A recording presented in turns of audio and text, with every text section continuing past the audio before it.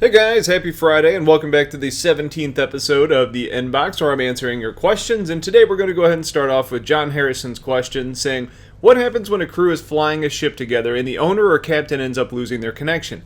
Does the ship end up disappearing or does it become a derelict? Does the crew get penned as having a stolen vessel because the owner isn't present?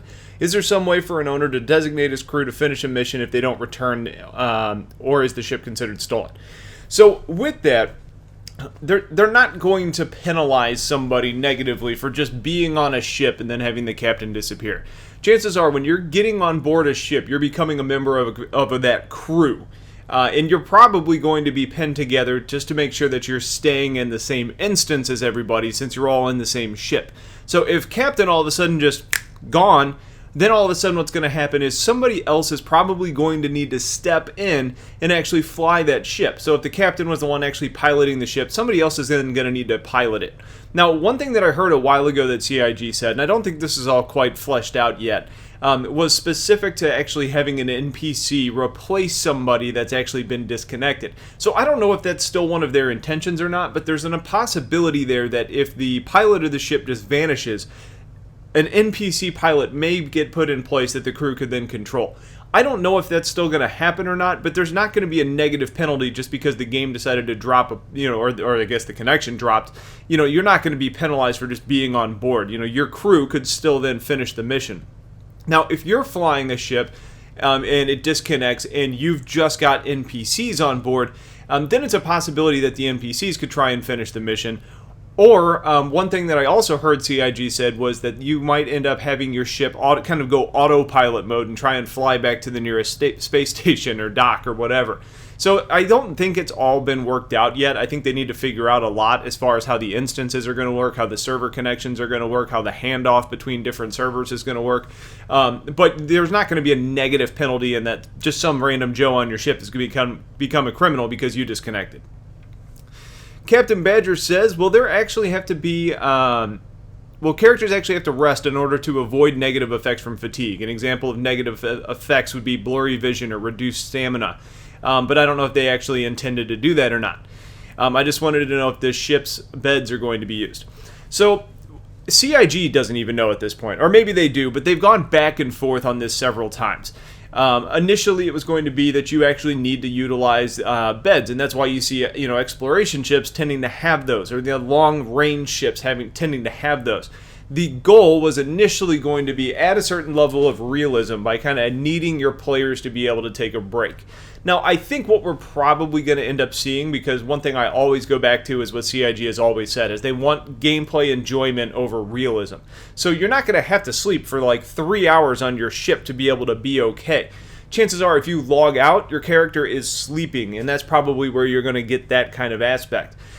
There's also been other things that have been said, like if you go to sleep, if your ship has a bed and you go to sleep in that bed, your ship logs off, but when you wake up, you're still in that same spot. There's going to be something that has to do with beds, and I think what they'll probably end up doing is some form of like catnap. If your character ends up having some level of fatigue, you probably end up being able to crash for 15 minutes and then get back up and your character's good to go. Again, gameplay is going to trump everything, so I don't know how that's going to end up being done, but there's going to be something to do with the beds. What that ends up being is yet to be seen. James Collette says, with all the potential for Star Citizen, are you concerned that they may not be able to deliver everything promised to the gaming community? It's an awful lot, and it seems with so many years to develop this game so far, it looks as if the game will never be finished anytime before the next gaming console, and I'm referring to after the Xbox One and PS4. I don't know the schedule for the next consoles, but I think one thing that we can say about this game is it's never going to be done. And the reason I say that is because they continue to say that they're going to add and develop new content for the game.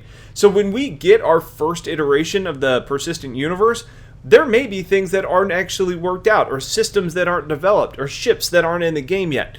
But they're going to continue to push stuff into it. So as far as me, I've got an understanding that the game is in continual development. So as long as when they say the game is live, the core components are in place, I'm fine. I think what's going to be a concern is if they come out and say, we have no way to make blank work in an effective manner. But again, some of that goes back to communication as well. So Their timeline is in place. I think we're about to start seeing the big things. Because, I mean, let's be honest. To date, what have we gotten? We got the baby PU around Crusader, but if you consider the fact that that's only one planet and a couple moons, there's a lot of space around there. We don't have cargo yet. We don't have mining yet. We don't have exploration yet. We don't have bounty hunting yet. But those things are very, very close. We know 2.4 is supposed to be a very big release. 2.5 is probably going to be a very big release. I think these next release cycles that we get, we're going to start seeing those other aspects coming in. We know cargo is coming soon. So as long as the development keeps coming, I don't have the concern.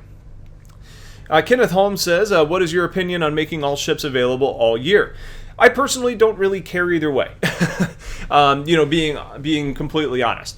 They do a good job of offering up almost all the ships during the anniversary sales at the end of the year, so as long as you're keeping an eye out for that. They also do new releases when something goes hangar ready or flight ready.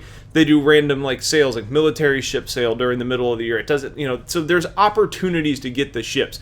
But I think what it does is it's a smart kind of marketing move on CIG's part, because all of a sudden there's this demand that builds and the ship releases, and then there's this influx of money.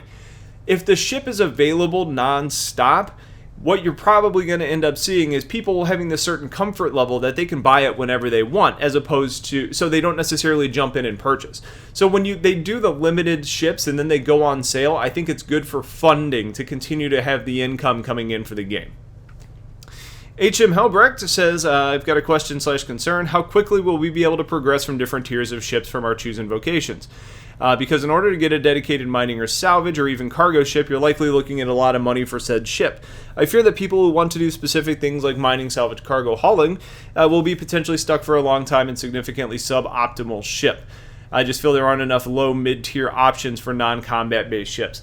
I get what you're saying, Helbrecht, I do, but I think there are a lot of mid-range ships, and I think the mid-range ships are going to be relatively easy to earn in-game. Now, the only thing that we have gotten to date to really go on was CIG's statement that a constellation is going to take about a week to get. So then we go back to, what does a week mean? And I've talked about this several times, but, is that a week in-game time, a week of real time, a week of in-game time? Or are they saying, a week of real time, is that your average player who plays 3 times a week? Is that your hardcore player that plays, So you can't really know at this point. I think mid-range ships are going to be pretty easy to get, and those mid-range ships are going to do you very well. So, if you want to do hauling, you're probably not going to have to spend a ton of time to get a freelancer, and a freelancer is going to do really well in the hauling role. Now, it's not going to do as well as a whole E, but a whole E is the hauling in-game. And if you make it too easy to get or too cheap to get, you're going to have a lot of people that almost hit that in-game and burn out too soon. But between that, you've got freelancer, then you've got whole B, whole C, whole D, whole E. You can work your way up to all of those. So I don't think it's going to be as bad as you probably think it is to earn other ships, but there is going to be a certain level of grind. Otherwise, you just kind of lose out on that accomplishment in game. Alamander Helix says, I love your videos, Youngblood. Keep up the awesome content. Thank you. My question is, do you think the Battlecruiser will be like the Bengal, where it has to be controlled, defended, or do you think it'll be like the Javelin and Idris, where it can be owned without constant supervision? If I have to guess, I would say that the Battlecruiser is going to be a persistent ship, like the Bengal is going to be. And the reason I say that is Battlecruisers are typically battleship size. They normally have, and this is according to the lore, they've got less armor and are faster, but size-wise, they're battleship size, which is closer on the scale to something like a carrier. So if I have to guess, I would say that it's going to be something that needs to be controlled and defended at all times. Otherwise, it could probably be snatched by another player. We don't really know anything about the Battlecruiser yet, and it's probably not something that's coming for a while unless they're just doing some secret development on it for Squadron 42. But I would have to guess that it's probably going to be a ship that is persistent, unlike the Javelin or the Idris. Vampire says, how is the timed insurance now going to work? Will 3-year insured ships simply have 3 years of insurance after the PU launches, or will it only count if I actually fly or use my ships? The time frame is in-game time. So, if you're flying 30 hours a week, then those 30 hours are going to start to add up. It's not real life time. That being said, we also know that in-game time is probably going to be faster than real life. So what does that end up meaning? Is it like 1 hour of real life time ends up being 3 hours of in-game time?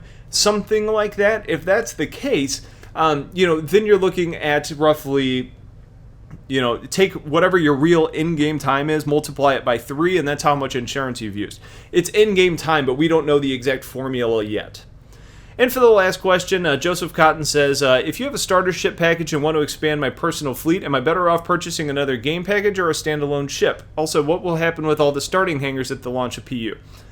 So as far as your standalone ship versus package, we know that there's going to be some ability to use the NPCs that are the extra package slots as NPCs if you want.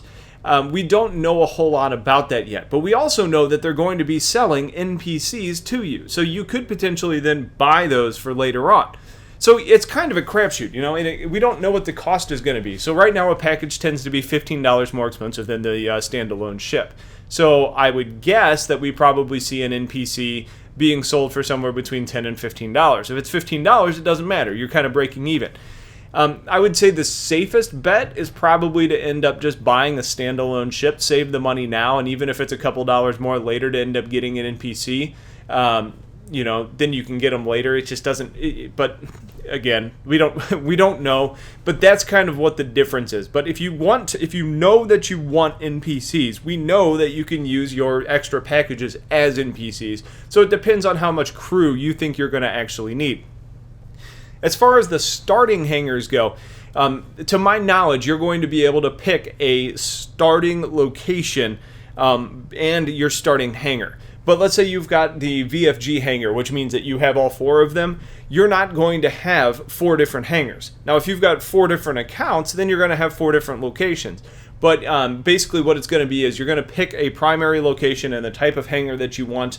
And some of that may be limited by the type of hangar. Like, for example, you're not going to have on Terra Prime an asteroid hangar. That doesn't make sense. So, but you could probably pick a Revel in York, or you could pick an AeroView or something like that. But it's basically, that's kind of the way it's going to work out. So that's it for this one. I'm going to have another one up soon. Wanted to let you guys know I'm finishing up questions on episode 8 right now. We're rendering episode 17, so there is a backlog. So don't worry, I will get to your questions. Just make sure you're staying tuned for those. Otherwise, keep an eye out for the Prospector video coming later today, and I will talk to you guys later. Take care.